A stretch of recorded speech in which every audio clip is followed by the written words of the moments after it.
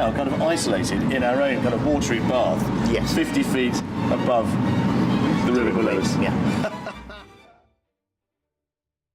This is BBC One. We're interrupting our programme for a BBC News report.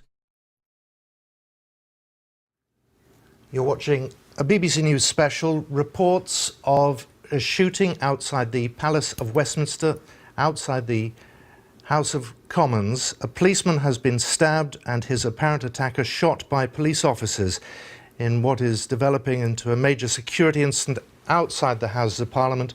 These live pictures of Westminster Bridge, where eyewitnesses say a car, in the words of eyewitnesses, mowed down several people, some reports suggesting as many as 12 people injured after a car hit them and then was driven into the railings of the Palace of Westminster. Many people being treated at the scene, as you can see from these pictures on Westminster Bridge.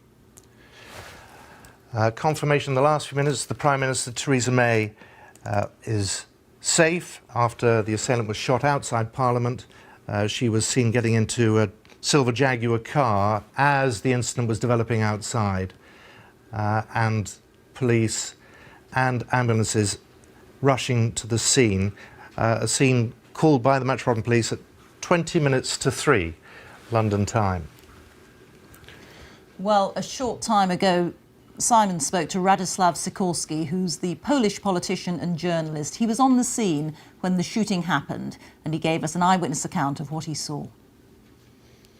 The great commonality among we who have gathered today is a commitment to bringing down a global force of evil.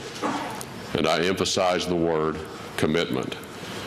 The success of our mission depends on a continual devotion to our state. Safe after that assailant was shot outside Parliament. Armed police called to the scene and shot him after he stabbed at least one officer. We are hearing reports that several people are lying injured on the ground inside the grounds of the Palace of Westminster. We spoke a little earlier to the journalist for the Daily Mail newspaper, Quentin Letts, whose office overlooks the scene where the man was apparently shot by the police. He told us that the man had something in his hand. It looked like a stick of some sort, and that he was challenged by a couple of policemen. One of the policemen fell down, and they could see the man in black moving his arm in a way that suggested he was either stabbing or striking the policeman. And then one of them ran to get some help.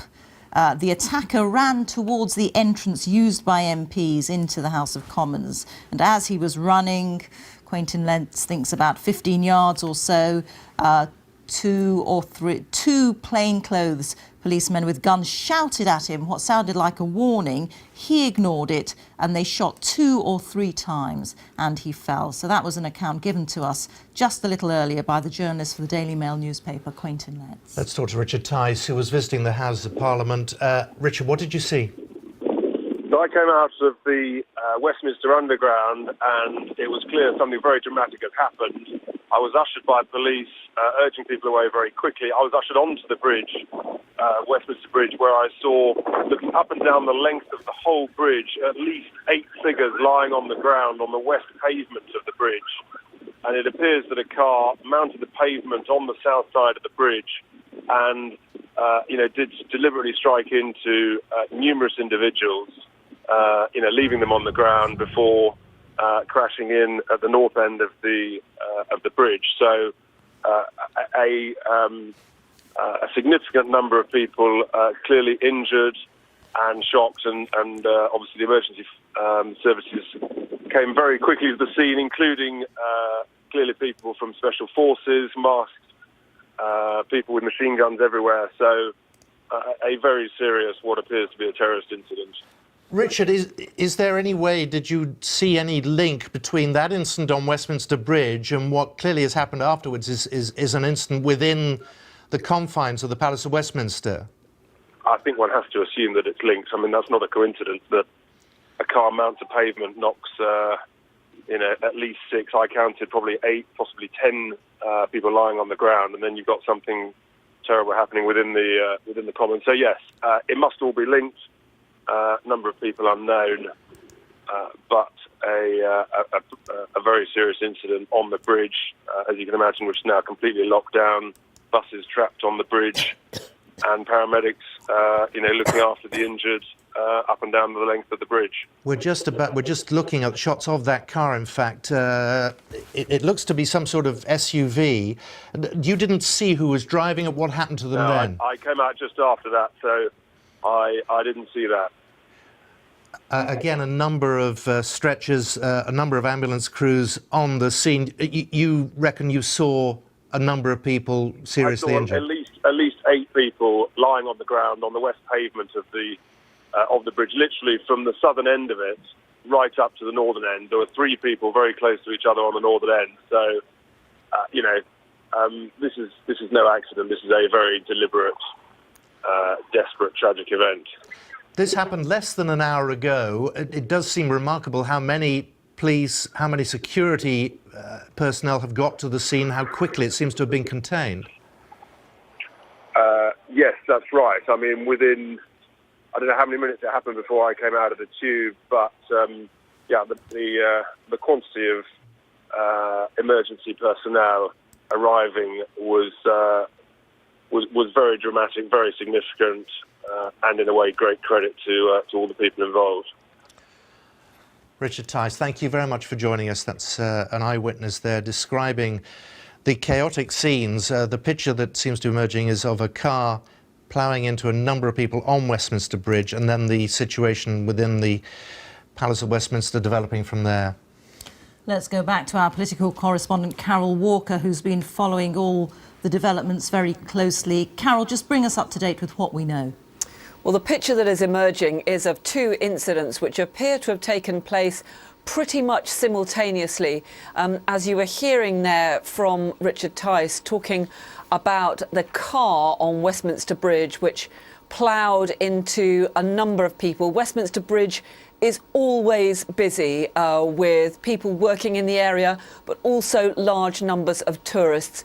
Richard Tice there described seeing 8, at least, perhaps as many as 10 people on the ground.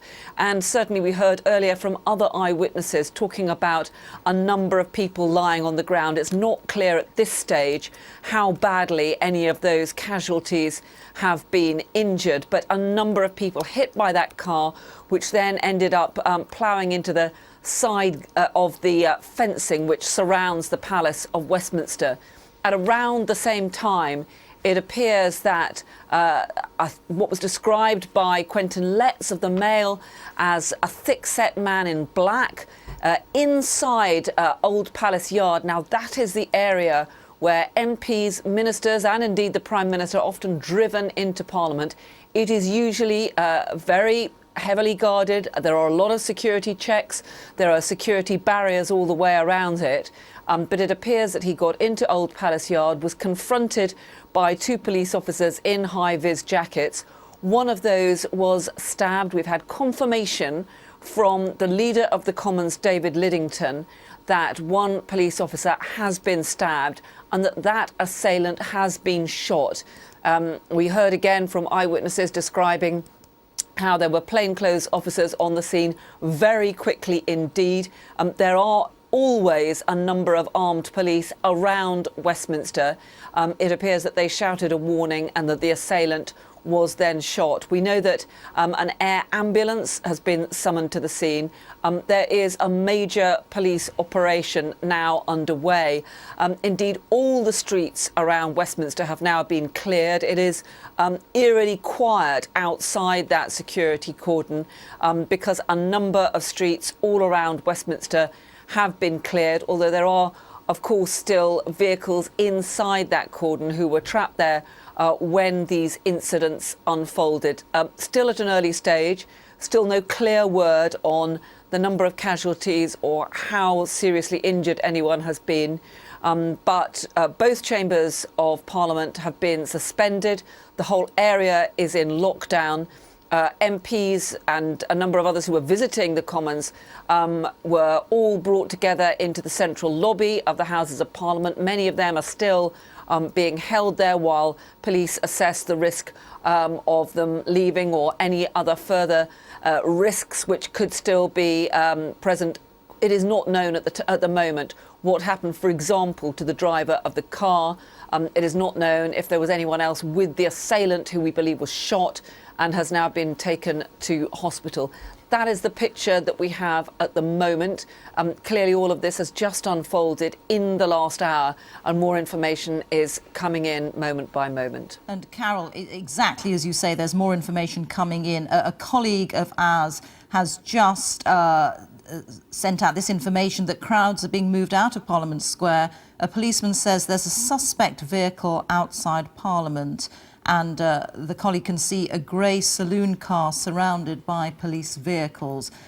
We should stress, we don't know if this is going to amount to anything, but it just shows the level of tension that there is in the area right now. Well, we've been speaking to a number of eyewitnesses to both incidents. Both incidents seem very likely to be linked. Of course, the number of pedestrians mown down, in the words of eyewitnesses, by this vehicle which has now ended up in the railings at the side of the Palace of Westminster, and then shortly after that the incident where a policeman was attacked, a man apparently armed with a knife, then himself shot by armed officers.